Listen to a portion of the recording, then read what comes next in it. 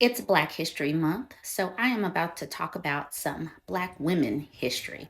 So, this article is titled The Untold Stories of Black Women Leaders in the Civil Rights Movement, because a lot of the women were overshadowed or pushed to the back of the bus, if you will.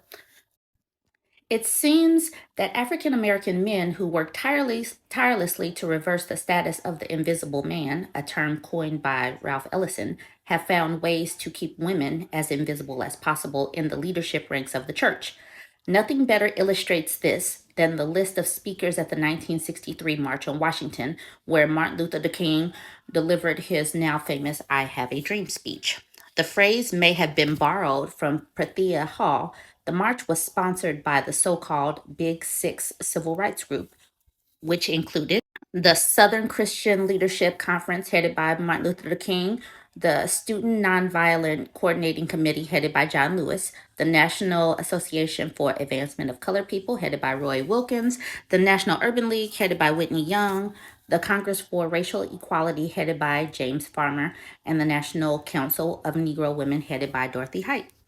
All the male leaders were given a speaking role at the March on Washington, but Dorothy Height was not allowed to speak that day. She stood next to King during parts of the program on August 27, 1963. However, while all the men were allowed to speak in the name of their respective sponsoring organizations, Height was the only leader who was denied that opportunity and visibility. She later said that her male counterparts were happy to include women in the human family, but there was no question as to who headed the household. In 2011, Clarence Jones, who was a speechwriter and counsel to King, reflected on the role of women at the March on Washington. Women were virtually exiled from the podium. Not Daisy Bates, president of the Little Rock chapter of the NAACP, not even Rosa Parks, though both were in attendance. Most of the women in the movement at that time had to contend with a kind of religious glass ceiling, a glass steeple, you could call it. The movement was male dominated, and those males were ego driven. There were certainly no female clergy members in Martin's Southern Christian Leadership Conference. There would have been interest in what they had to say, and I wish we'd given them that opportunity. Understand that Black women were facing actually a triple intersection of oppression in America up until the 60s and 70s. We face sexism, racism, and classism, and this conversation does need to continue. The church was no respite for Black women.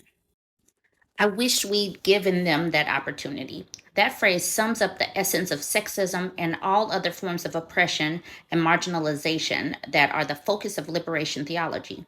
There is a group with the power to include or exclude other persons based on race, class, or gender, and denying persons a chance to make their contribution to the movement and let their voices be heard from their unique position in society. The world would never know what talent was sidelined and silenced because male leaders were determined to keep the spotlight on themselves. Male leaders in the civil rights movement not only had the power, but also had the best of all reasons to include women in the March on Washington. Without women, there would have been no civil rights movement. I wish we'd given them that opportunity. That is how people with privilege speak about those whose lives they view as less valuable than their own. Jamie Eady is a 2020 Doctor of Ministry graduate from Colgate Rochester Crozier Divinity School. She wrote her thesis on the microaggressions experienced by women in their pursuit of equality in society in general and in the Black church in particular. That thesis, Eady states, that if your fight for liberation stops once you are free, it wasn't liberation you wanted privilege.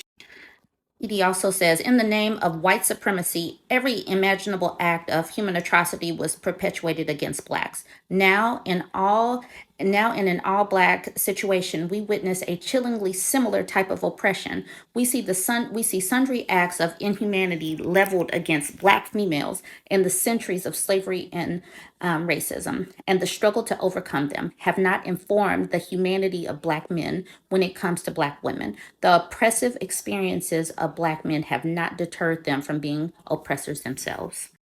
Clearly, the exclusion of women from any role in the March on Washington was a case of male privilege. The fight against racism was going on while sexism was in clear view. I wish they'd given them that opportunity. Them. To whom was Clarence Jones referring to? Them included Rosa Parks, who sat down on the bus in Montgomery, Alabama. Them included Daisy Bates, who was president of the Little Rock chapter of the NAACP.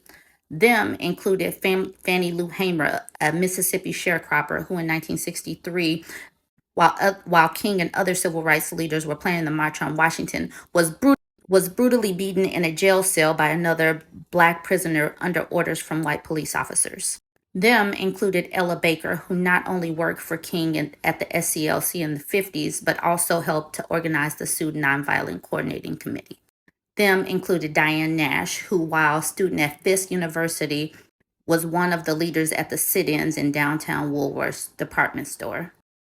Them included Septima Clark, who was removed from her position in the South Carolina public school system because she would not renounce her membership in the NCAA. Them also included Dorothy Cotton, who was the educational director of the SCLC and as much a part of the inner circle of the SCLC as Andrew Young or Wyatt T. Walker. Them included Prathia Hall, who, as I mentioned earlier, coined the phrase, "I have a dream," that King popularized at the march, at that March on Washington. There were so many Black women, and we see Black women are the support system and the backbone of the church, even still today. The Black women are the ones that are, on the usher board, that are cooking for a pastor's anniversary. Black women are the ones that are raising the money, that are organizing. Black women are the foot soldiers, but Black women are not elevated and edified like the male leadership. So when that support starts to pull back, there is a reason for it. There are people like me that were born and raised in the church, that saw our grandmothers being deaconesses and in the musician positions, that were cooking, that were doing all of that for nothing to edify the male leadership and got nothing in return. We saw that firsthand. And so many women's voices from all across the South, up north, in all that we have done for these movements, but our stories don't get told. So I'm going to tell it. It is up to us as Black women to continue to speak truth to the matters that our foremothers went through. It is up to us to speak the names of these women that have paved the way and paid the cost for you and I to be on these in these social media streets, having the confidence level that we have and having the successes that we have, and paving the way for our children. All right, you guys get in the comments, like, comment, share, and y'all have a good one.